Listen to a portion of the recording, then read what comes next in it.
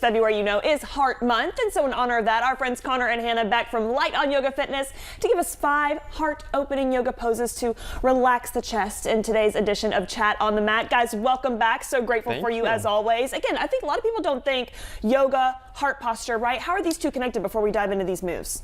Yeah. Absolutely. So there are a few different ways that they're connected. You know, any type of movement or any time that we can bring mindfulness to our movement helps to slow our heart rate down. But then we also have some postures that help increase our heart rate. Oh, and what circumstances might we want to do that? So that would be if we want a little, think of a cardio boost. Yes. So all the cardiovascular benefits that we get from our heart really pumping blood through our system, one way we can do that in any pose is just by lifting our arms overhead. Lifting our arms, super easy. So again, you have 5 poses for us this morning. Yes. What's pose number 1? Take it away for us. So this would be it, just arms elevated. You could do this in any pose. We call this our extended mountain pose because arms are extended overhead.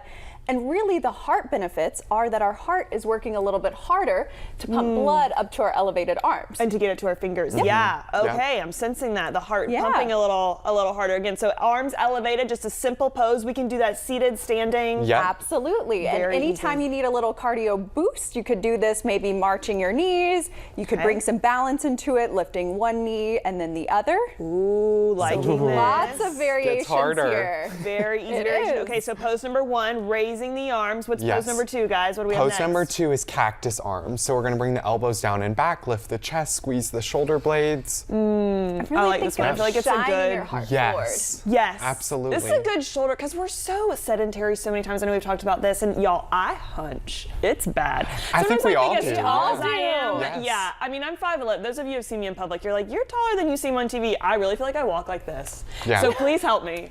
And we're going to do some. Yes. Well, we all do. We're all poses. Crunched over a screen of some sort. So really our heart openers is what we call them in yoga. Those poses that open the front line of your body, expand your heart. Really, there are anti-sitting moves. Yeah, absolutely. Loving that. So show us our next one, a modification of this. Okay, so we are here and then we're going to reach the arms forward. Slowly bring the hands to touch. So bringing chin to chest, scooping the belly up and in, tucking the tailbone. Take a big breath in.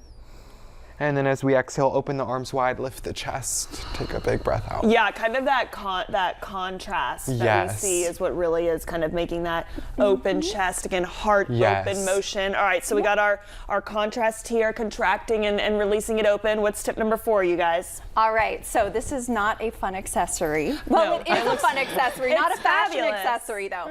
So we're going to work on another heart opener. This one's a little bit deeper, so you can use a strap if you have one at home.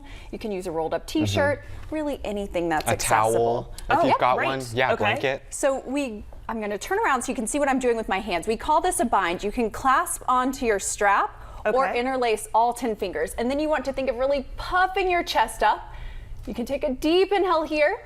And then as you exhale, you can fold forward, just hinging at the hips. This can be a gentle fold, or you can release your head all the way down to the ground. Oh, she's got it. Letting your head gentle fold overhead. Wow, Hannah, you are rocking that. Okay, and again, also just releasing the chest, opening it up as we're bending down here. How long should we hold each of these poses? Do you recommend as long as you would like. You know, typically after a minute or so, when we're upside down, we call that an inversion, when our head is below our heart. You want to be very gentle with lifting back up, because all the blood has rushed to your head. Sometimes that posture change. Yes. Not good for me. We'll have a little fainting situation. Okay, but we've got 4 great moves. The last one, if there's one final pose we should do, what is it, you guys? All right. So we call this supported fish pose. Okay. So I'll get on this mat with you down here. Yeah. Okay.